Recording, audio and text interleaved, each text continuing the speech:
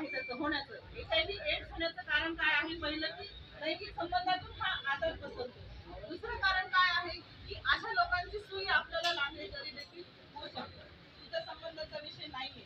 तिसरं कारण काय आहे की तशाच लोकांची जर सुई आपल्याला लागली आणि तशा लोकांचं जर रक्त चढवलं गेलं तर HIV होतो, हे तिसरं कारण आहे। आणि चौथं कारण जे आहे की एखादी जर गरोदर माता जर HIV बाधित असेल तर तिच्याकडून तिच्या बाळाला होण्याची शक्यता आहे। आता शक्यता कशामुळे म्हणताय? आज जी भीती कमी होण्याचं कारण काय आहे की तेच आहे की याच्यावरती उपचार घेतल्यामुळे हे जे HIV बाधित लोक आहेत ते लोक चांगल्या सामान्य लोकांसारखं जगू शकत आहेत। ही किती मोठी गोष्ट आहे की नाही? ह्याला कारण फक्त तुम्ही आम्ही आहोत। जे आपण समाजामध्ये जी भीती आहे HIV आजाराबद्दल ती तुमच्या आमच्या माध्यमातूनच आपण दूर करत आहोत, बरोबर आहे ना? कारण आता तुम्ही एवढ्या मोठ्या संख्येने आलात म्हणजे तुमच्यामध्ये पण एक गोष्ट आहे, आज हा जो मेसेज मिळाला आहे घरी पण कळवा, तुम्ही आजूबाजूला तुमच्या मैत्रिणी ज्या आहेत त्यांनाही सांगा आज आपल्याकडे HIV ची रॅली होती आणि ती कशा संबंधित होती। भविष्यामध्ये आपण ह्या आजाराकडे बळी पडू नये आणि आजार झाला तर ह्याच्यावर उपचार घेऊन व्यवस्थित व्हावं यासाठी आजच्या ह्या रॅलीचं प्रयत्न आपण केलेलं होतं। आणि त्यामध्ये मी पुन्हा म्हणते की आपण सगळ्यांनी सहकार्य केल्याबद्दल मी आपल्या सगळ्यांचे आभार मानते आणि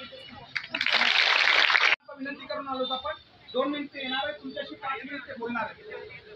आपण फक्त एवढं लक्षात घ्या की आपलं शहर आहे आणि आपल्या शहरात आपणच आहे जनजागृती करणारे, दुसरं कुणी करू शकणार नाही। म्हणून मी मगा विद्यार्थ्यांना विनंती केली होती, तुम्ही एकदा आरोग्य क्षेत्रात आलात ना, लाज नावाची गोष्ट आता नाही पाहिजे।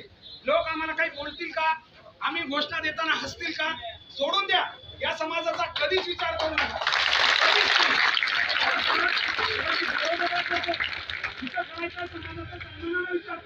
निगेटिव्ह सेन्स मध्ये नकारात्मक भावनेने या समाजाचा अजिबात विचार करू नका, नसता तुम्ही कधीच प्रगती करू शकणार नाही। आणि तुम्ही जर आरोग्य क्षेत्रात आला, आता लोकांचं आरोग्य तुमच्या हातात आहे। अशा वेळी लोकजागृतीसाठी जेव्हा आपण रस्त्यावर येतो, मला काही वेळ नाही लागलं, मी काही घोषणा करायची फक्त तुम्हाला प्रेरणा देण्यासाठी मी एक तयारी केली होती। मी ज्यावेळेस अशी अपेक्षा नाहीये, परंतु तुम्ही सुद्धा शिकलं पाहिजे।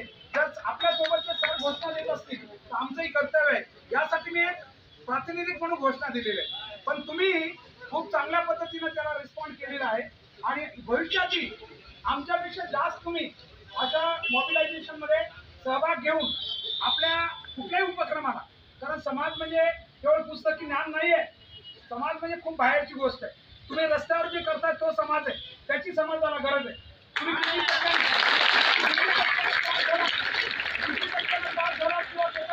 किती मोठी नोकरी मिळवून किती काय काय मिळवलं हा समाज विचार करू शकत नाही। म्हणून आज काय वाजू नका, काय 2 कामासाठी असतात, एकदा लई पसंत पडलं तर असतात, पण दुसरा मोठा जास्त करून असतात थांबवा म्हणून। तुम्हाला आवडत नसेल तर नम्रपणे मी इथंच थांबतो। मॅडमला विनंती करतो, मॅडम 2 शब्द आपण बोलावे, उपजिल्हा रुग्णालयाच्या त्यानंतर फक्त जोगदन सर दोघांपैकी एक आणि केशरबाई नर्सिंग कॉलेजचे सर आहेत तर कुणी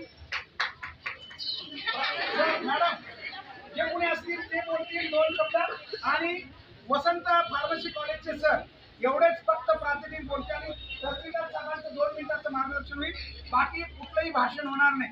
कारण माझ्या लक्षात आलं तुमचं भाषण किती आवडीचं आहे, पण ज्या दिवशी तुमचं शाळा किंवा कॉलेज मला बोलवेल ना त्या दिवशी 3 तास कसं तुम्हाला ताणायचं त्या दिवशी धन्यवाद। मॅडम बोलतो।